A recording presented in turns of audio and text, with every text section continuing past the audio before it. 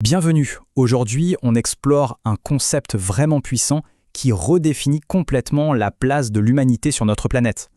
Alors, commençons par une question fondamentale, une question dont la réponse change absolument toute notre relation avec le monde qui nous entoure. La différence entre ces deux rôles, elle est immense. D'un côté, le propriétaire qui a un contrôle total, des droits quasi illimités. Et de l'autre, le gérant qui a un profond devoir de soin, de responsabilité. C'est pas du tout la même vision. Eh bien, en islam, la réponse est sans ambiguïté.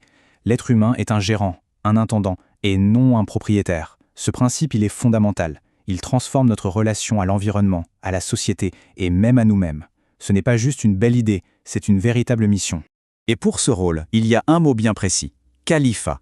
C'est un terme arabe qui veut dire successeur, représentant, mais surtout celui à qui on a confié une grande responsabilité.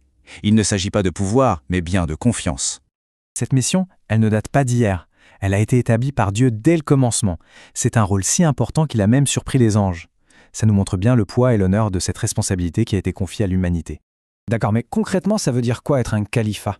En fait, cette responsabilité, on peut la voir en trois grands domaines, trois dimensions qui sont toutes liées.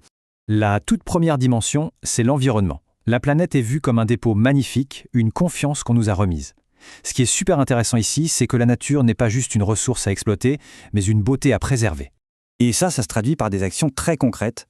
Protéger les espèces, éviter de gaspiller, planter des arbres. L'idée, c'est vraiment de travailler activement pour la nature et d'éviter les excès dans notre consommation. Chaque petit geste compte. Mais attention, cette gérance ne s'arrête pas à la nature, loin de là. Le devoir d'un califat s'étend aussi et de manière très profonde à notre vie sociale, à la façon dont on se traite les uns les autres. La société est vue comme un tout, un organisme interconnecté. Cette image du corps unique est super puissante. Elle montre bien que le bien-être d'une personne affecte le bien-être de tout le monde. On ne peut pas juste être indifférent à la souffrance des autres. Ce principe va jusqu'à établir des droits très spécifiques pour tous les membres de la communauté, que ce soit le voisin, le travailleur ou les plus pauvres. Et le point crucial, c'est que cette bienveillance est universelle, elle va même, et c'est remarquable, jusqu'aux animaux. Cet enseignement, par exemple, il est très clair. Il souligne l'importance de la justice, de l'équité, surtout avec ceux qui travaillent pour nous. C'est un véritable appel à la dignité et au respect. Il y a même cette histoire très connue, celle d'une femme qui a été condamnée parce qu'elle avait enfermé un chat sans s'en occuper ni même le laisser chercher sa nourriture. Ça montre bien à quel point cette responsabilité est large. Bon, comprendre le concept, c'est une chose, mais le vivre au quotidien, c'est ça qui compte vraiment. Alors comment on passe de la théorie à l'action ? Être un gérant actif, ça veut dire s'impliquer, participer aux décisions locales, s'engager dans le caritatif, aider à apaiser les tensions. Il ne s'agit pas d'être un spectateur passif, mais bien un acteur positif dans sa communauté. Finalement, la valeur d'une personne se mesure à ça, à son utilité, au bien qu'elle apporte aux gens qui l'entourent. C'est une vision de l'excellence qui est complètement tournée vers la contribution au bien commun. Et bien sûr, cette responsabilité s'applique à nos choix économiques de tous les jours. À une époque où on parle beaucoup de consommation durable, cette perspective donne un cadre encore plus large à ces choix. Nos habitudes d'achat ne sont pas du tout anodines, elles sont une expression de notre rôle de gérant. Le Coran est d'ailleurs très direct là-dessus. Il met en garde contre le gaspillage.